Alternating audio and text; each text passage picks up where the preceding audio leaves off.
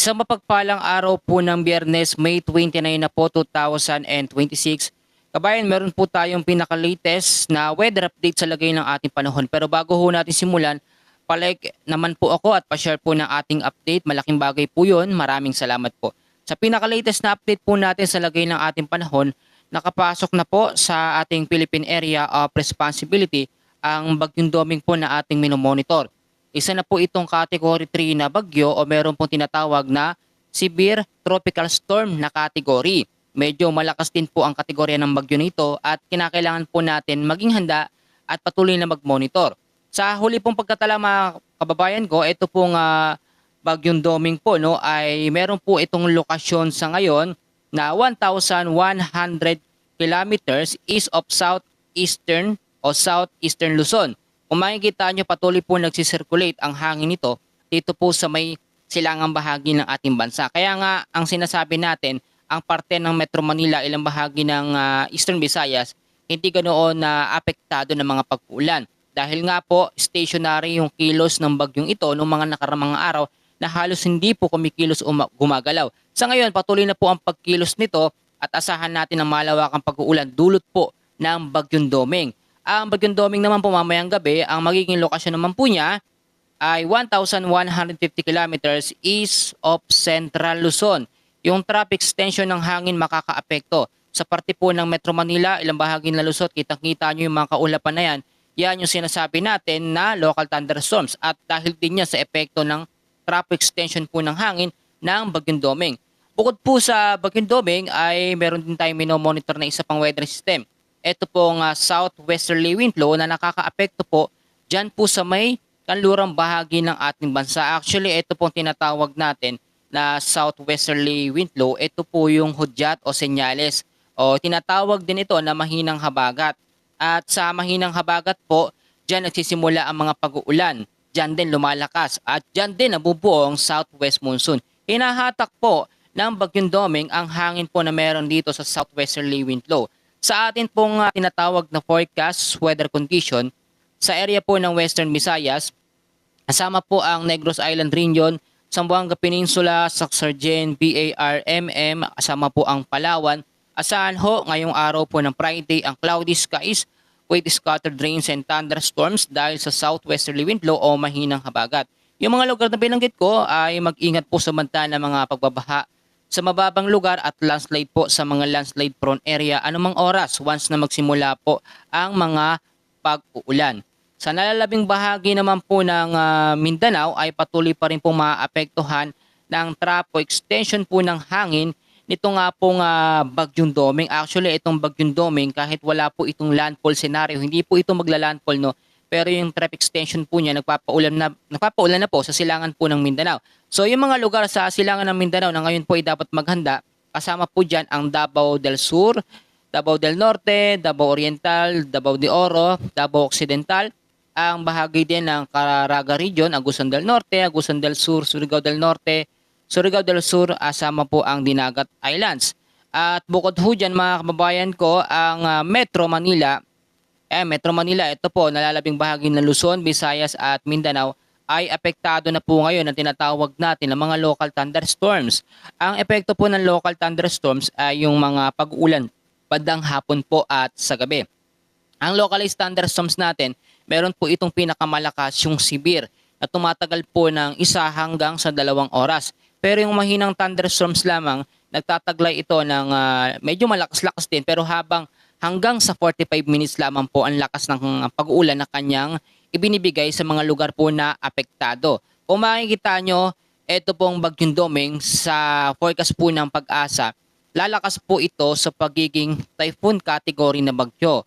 Bago po lumabas or papalabas ng ating Philippine Area of Responsibility by next week, lalakas sa pagiging typhoon. Pero hindi pa rin natin tinatapos sa pagiging typhoon ang kategorya po nito nga pong bagyong Doming dahil nga po dito sa kanlurang bahagi ng ating bansa, hinihigop niya yung southwesterly wind flow na siyang lalong nagpapalakas dito nga po sa sirkulasyon o sa bagyong Doming. Ang magiging effect kasi ng bagyong Doming po mga kababayan ko ay yung malawakang pag-uulan. Pero hindi naman po ganun kalakas ang mga hangin na maidudulot po nito. particular po sa silangang bahagi po ng ating bansa na siya pong pinaka naapektuhan po nitong tinatawag natin na trapo extension po ng hangin ng Bagyong Doming. Ito pong Eastern Visayas, apektado din ng trapo extension po ng hangin ng bagyo at kitang-kita naman sa ating monitor map, sa ating screen. Kasama dyan ang Leyte, ang Southern Leyte, Northern Samar, Eastern Samar, Samar, Biliran. Yung mga lugar ho na yan, mag-ingat sa banta ng mga pag-uulan, mga isolated light rains and heavy rainfall. Low-lying areas, mag-ingat sa banta ng mga pagbabaha at landslide po sa mga landslide prone area. Etong extension ng hangin ng bagyo o pinakabuntot po, makikita naman natin, lumalawak po yung radius nito, yung nasasakop habang kumikilos pa northwestward. Kaya naman ang parte ng North Luzon ay maaabot din sa mga susunod po na mga araw. So ang North Luzon kailangan maging alerto, maging handa ang Ilocos Region, Ilocos Norte, Ilocos Sur, La Union, Pangasinan, kasama po ang Cagayan, ang Isabela, Nueva Ecija, Quirino, Batanes. Aakyat pa yan, papataas po dito, bukod dito sa localized thunderstorms na yan, ang trap ng extension ng Bagyong Doming ay makakaapekto po dito sa area na yan. Kasama dyan ang Abra, Apayao, Benguet, Ifugao, Kalinga, Mountain Province. Parte ng Central Luzon, apektado naman po ng tinatawag natin na localized thunderstorm. Kasama dyan ang Aurora, Nueva Ecija, Tarlac, Zambales, Bataan po at Pampanga. Ngayon naman, may dalawang senaryo tayong kino-consider dito. At wag po kayong magugulat kasi yung pangalawang senaryo natin, pwedeng magbago ang direksyon nito. Yung unang senaryo, pwedeng hindi na ito magbago ng kanyang direksyon at magtutuloy-tuloy na po siya pagdating po ng Sunday sa Monday, typhoon category pa rin habang papalabas po ng ating Philippine Area of Responsibility. Pagdating po ng Tuesday hanggang sa Wednesday, ito'y totally lalabas na ng ating PAR at didiretso po siya dito sa Taiwan. Yung pangalawang senaryo natin, dahil nga po hinahatak niya ang epekto po ng southwesterly wind flow dito po sa kanlurang bahagi ng ating bansa, may tsansa na mas bumaba ng kaunti itong hangin po ng Bagyong Doming. Ang ibig ko hong sabihin mga kababayan is mahahagip ng konti o madidikit yung traffic extension ng hangin ng bagyo dito po sa parte ng silangang bahagi po ng Luzon, North Luzon, Eastern Visayas at dito po sa silangan po ng Mindanao. Kung magkagayon, mas magiging malakas ang epekto ng mga pag-ulan sa mga lugar po na nabanggit. Kaya naman yung mga kababayan natin na matagal na naghihintay ng mga pag-ulan, ngayon ho ay mararanasan na natin o mararanasan na ho ng bawat isa ang mga pag-ulan. Hindi lamang po dahil sa Bagyong Doming, bagkos kasama na rin ho dyan ang mga local thunderstorms. Kinakailangan handa po tayo sa mga posibilidad na pwede pong mangyari.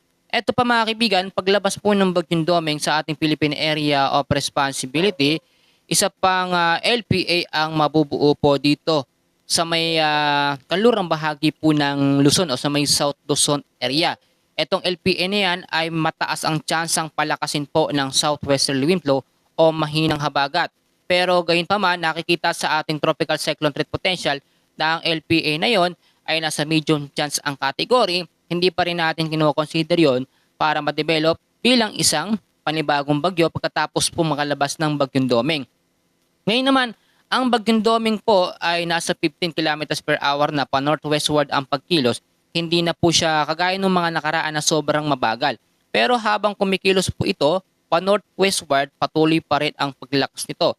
Wala na rin tayo doon sa tinatawag natin na masyadong mainit, no? O nawala na rin kasi yung epekto ng easterlies dahil hinigop siya dahil natakpan na siya nito nga pong sirkulasyon ng hangin ng Bagyong Doming. Ang kinakailangan ho natin dito ay mapaghandaan yung mga posibilidad na pwedeng magbago. Minsan po kasi sa forecast track, nakikitang walang landfall scenario, tas magugulat na lamang tayo kinabukasan o sa mga susunod na update, nagbago. Meron kasi tayong tinatawag ho na rapid intensification at ang rapid intensification ay nangyayari at nagaganap kapag nagkakaroon ng panibagong weather system na nagpapalakas o magpapalakas dito sa bagyo o sa Bagyong Doming. At yun nga po yung tinutukoy natin, ang southwesterly wind flow.